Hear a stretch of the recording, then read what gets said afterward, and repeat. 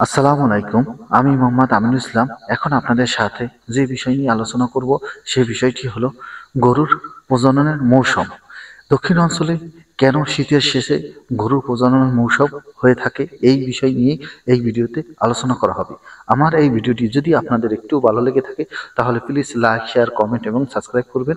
আপনাদের কোনো বিষয়ে যদি প্রশ্ন থাকে তাহলে আমাকে কমেন্ট করবেন। আমি পরবর্তী ভিডিওতে সেই বিষয়ে উত্তর দিয়ে দিব।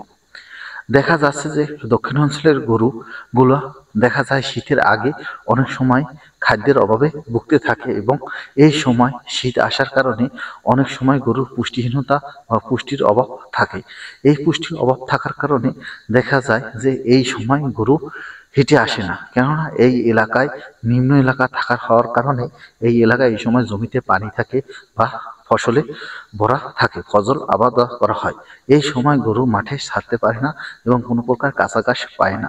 এজন্য এই সময় গরুকে খড় খাওয়ানো হয় এবং সবখানে পানি থাকার কারণে গরু বেশিরভাগ সময় বেঁধে রাখা হয় গোয়াল ঘরে।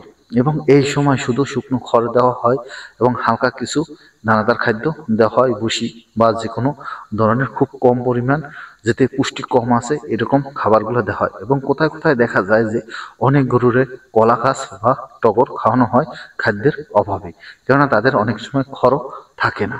এই জন্যই এই সময় গরুগুলা হিটে খুব কম আসে এবং এই সময় দেখা যাচ্ছে যে অনেক গরুই শুকিয়ে যায়, তাদের শরীরে কোনো প্রকার চর্বি থাকে না। যে সব গরুর শরীরে বেশি পরিমাণ ফ্যাট থাকে বা চর্বি জমে যায় সেই সব গরুগুলো হিট আসতে সময় লাগে। কিন্তু এখান থেকে একটা সমস্যা থাকে না যে অপুষ্টিজনিতার কারণে অনেক সময় দেখা যায় হিট আসে না। এই সমস্যাটা দূর করার জন্য বা দূর হওয়ার জন্যই যখন শীতের মৌসুম শেষ হয়, এই সময় শীতের শেষ দিকে বসন্তকালও আসে এবং আমাদের এলাকার মাঠের সব ফসল উঠে যায় এবং চারদিকে সবুজে আরণ্য হয়ে যায়, নতুন গাছ গজায়, নতুন মাঠে চলাফেরা করতে পারে গরু।